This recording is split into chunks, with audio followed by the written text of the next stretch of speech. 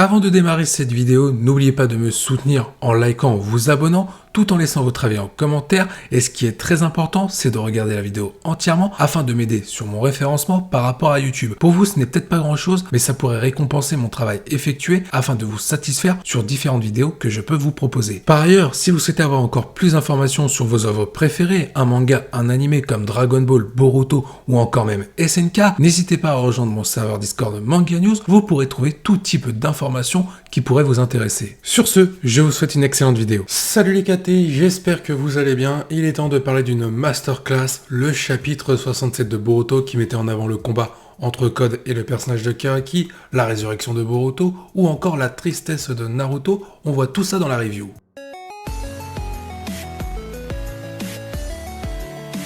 Petite précision pour ceux qui n'ont pas encore vu le chapitre 67 ou alors le résumé, n'hésitez pas à rejoindre mon serveur Discord Manga News pour découvrir le chapitre 67 en intégralité, le lien est dans la description, et pour ce qui est du résumé complet, n'hésitez pas à aller voir ma dernière vidéo. Bien, il est temps de passer au sujet principal de cette vidéo, la review du chapitre 67, et on va commencer par parler du personnage de Naruto qu'on a retrouvé dans ce chapitre 67 en train de tenir dans ses bras un Boruto totalement inanimé, c'est-à-dire son fils. Il est clair et net que ce chapitre 67 marque quelque chose de nouveau dans l'univers de Naruto avec Boruto inclus concernant le développement du personnage de Naruto. Celui-ci, de A à Z dans ce chapitre, est totalement résigné quant à l'idée de pouvoir aller combattre le personnage de Code pour peut-être épauler le personnage de Kawaki, car Naruto est totalement au fond du trou et attristé concernant le sort de son fils Boruto. Alors il est vrai que dans Naruto et Naruto Shippuden, Naruto a déjà été attristé par la perte de membres proches, je pense notamment à Jiraiya, mais Naruto voulait aller vers l'avant. Là dans ce chapitre, on le sent vide de tout et totalement abattu par rapport à la situation qu'il ne maîtrise pas du tout, et même Shikamaru dans un premier temps quand il est en otage, il essaye de raisonner Naruto, et dans un second temps quand il est libre cette fois-ci Shikamaru, il engueule Naruto pour que celui-ci aille combattre le personnage de Code avec Shikamaru, car il y a une vraie opportunité de vaincre le personnage de Code, sauf que Naruto ne bouge pas, il est totalement focalisé sur le corps de Boruto, totalement inerte. Et il est vrai que le traitement du personnage de Naruto dans ce chapitre est totalement logique. Ce n'est pas le Hokage qui est touché, c'est l'homme, le père de famille par rapport à son fils Boruto qui a été abattu par son fils adoptif, notamment Kawaki. Pour le coup, Naruto est totalement chamboulé par rapport à sa vision des choses et surtout la situation qui le dépasse. Et comme je l'ai dit il y a quelques instants, c'est une première dans l'univers de Naruto de voir un personnage comme Naruto d'être dans cette situation et surtout avec ce moral-là. Car il faut le dire, dans l'univers de Naruto avec les œuvres de Naruto et Naruto Shippuden, quand on parle du personnage de Naruto, on voit un personnage, un shinobi, qui est rempli d'espoir, prêt à relever chaque obstacle, chaque challenge, ou encore même d'aller vers l'avant, peu importe les obstacles qui vont se dresser, comme la mort de Jiraiya, ou tout simplement le fait que Sasuke soit parti du village de Konoha, Naruto n'a jamais lâché ses objectifs. Et là, dans ce chapitre, on est sur l'exact opposé de ce que nous a proposé Naruto et Naruto Shippuden pour nous montrer l'évolution du personnage de Naruto en tant qu'Hokage, oui, mais surtout en tant que père. Surtout ce qui vient de se passer dans ce chapitre 67 pourrait avoir des conséquences concernant la mentalité de Naruto dans la suite de l'œuvre de Boruto. Naruto pourrait arrêter d'être Hokage pour passer beaucoup plus de temps avec Boruto. Cela ferait écho au début de l'histoire de Boruto, quand Boruto reproche à Naruto de ne pas être assez présent pour lui et sa famille. Là, Naruto pourrait prendre conscience qu'il vient de perdre son fils et que celui-ci par la suite va revenir à la vie et qu'il faut en profiter le plus possible car la vie peut s'arrêter à tout instant. Parlons d'un autre élément majeur qui s'est produit dans ce chapitre 67, un élément global, le combat entre le personnage de Karaki et le personnage de Code avec pas mal d'informations à la clé et surtout des confirmations. Le personnage de Karaki, avec sa nouvelle puissance liée au Kama, est plus fort que le personnage de Code, possédant un Kama blanc, mais surtout possédant un limiteur.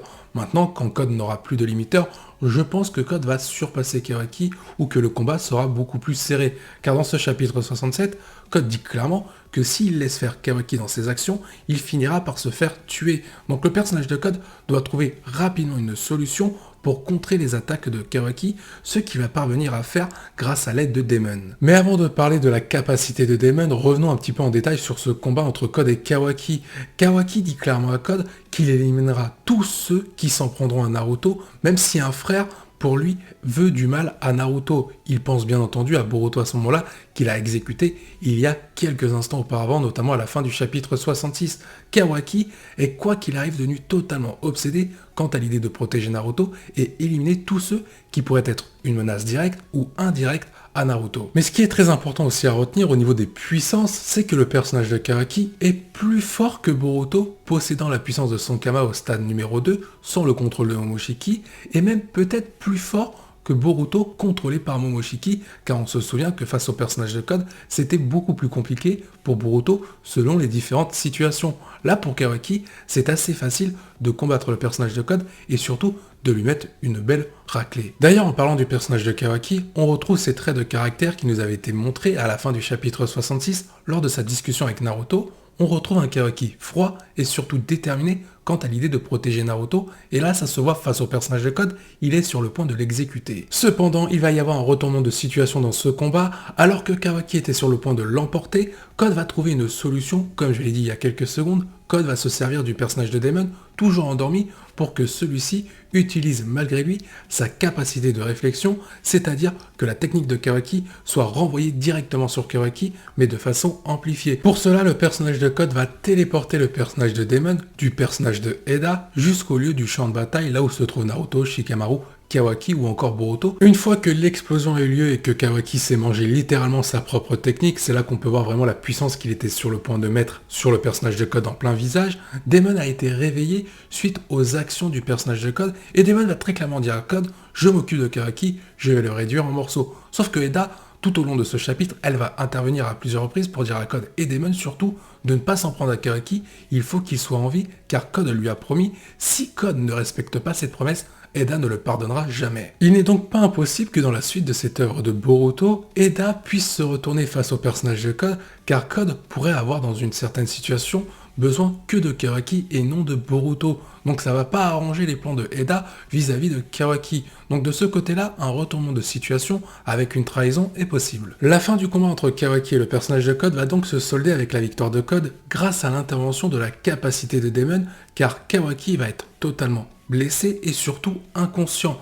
Code va décider de quitter le champ de bataille avec le personnage de Demon, car Code a un nouvel objectif, retirer son limiteur afin d'être supérieur individuellement face au personnage de Kawaki. Ça sent pas bon pour Amado. Maintenant, revenons sur un autre élément de ce chapitre 67, le personnage de Naruto, cette fois-ci rejoint par le personnage de Shikamaru, qui a été libéré par le personnage de Code, suite à des coups de genoux que Code a infligé à Shikamaru, donc le prix à payer pour sa sortie était plutôt compliqué. Shikamaru essaye de raisonner Naruto, déjà dans un premier temps pour que celui-ci aille combattre le personnage de Code avec Shikamaru, mais Naruto ne bouge pas, il n'écoute même pas Shikamaru, il est totalement effondré, comme je l'ai dit dans un premier temps dans cette vidéo, par rapport à la mort de Boruto. Et Shikamaru, il a beau crier, dire tout ce qu'il a sur le cœur, ça ne rentre pas dans les oreilles de Naruto. Naruto, il est totalement absent, même si physiquement, il est présent. Mais ce qui est très intéressant, c'est la suite de ce chapitre 67 à la fin du combat entre Code et Kawaki, quand Shikamaru voit que Code est parti et que Kawaki est totalement inconscient.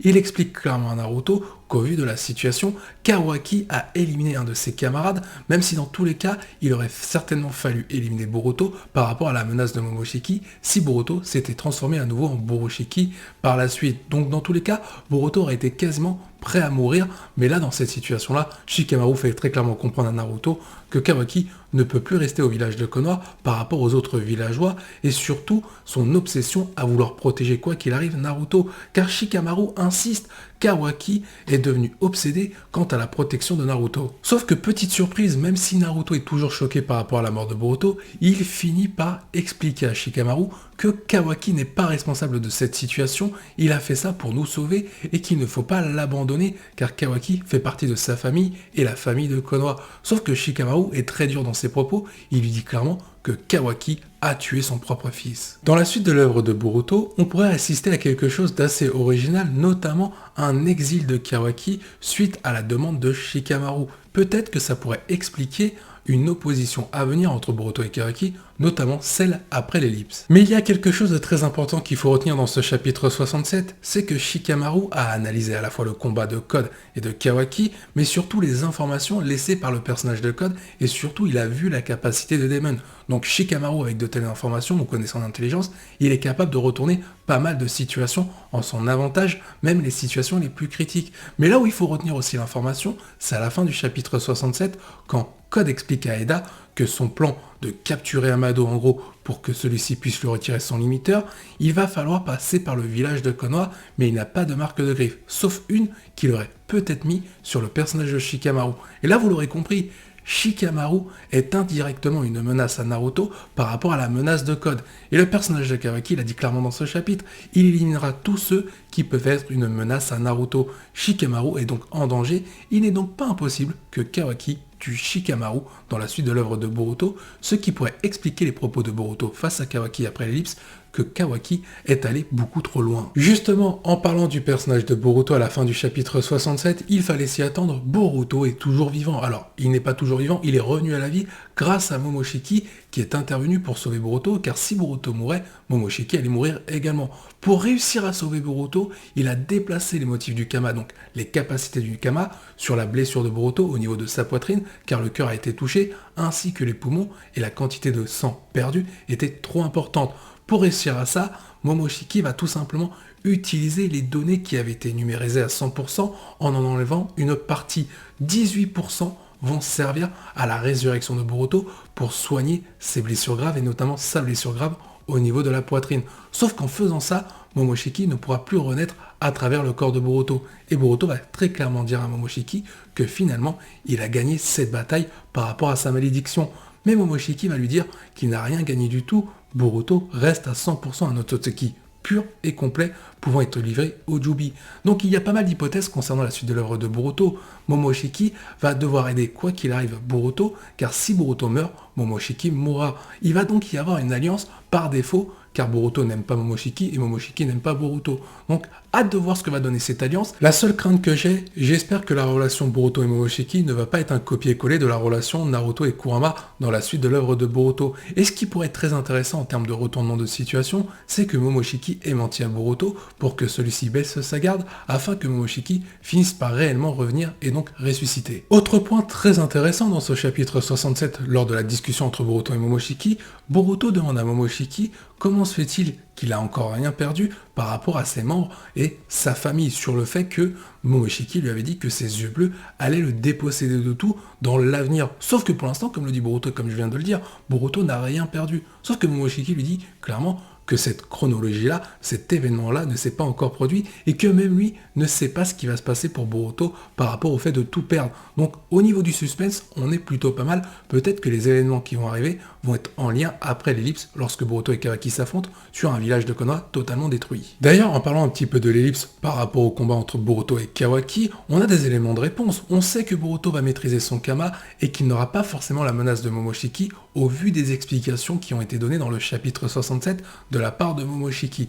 Concernant les intentions de Kawaki, cela semble clair, il a fait quelque chose envers le village de Konoha qui n'est pas passé au goût de Boruto, d'où leur opposition, et certainement que les personnages principaux qui seront au cœur de ce conflit seront Naruto, Shikamaru et pourquoi pas Sasuke. De plus, il y a de grandes chances que d'autres personnages essayent de tirer leur épingle du jeu, notamment Amado qui va être en danger, peut-être avec le retour de Kajin Koji pour le protéger face à Code, et Code va forcément revenir après l'ellipse, et peut-être que ce sera lui qui sera à l'origine de la destruction du village de Konoha, comme on a pu voir dans le chapitre 1, après l'ellipse, lors du combat entre Boruto et Kawaki.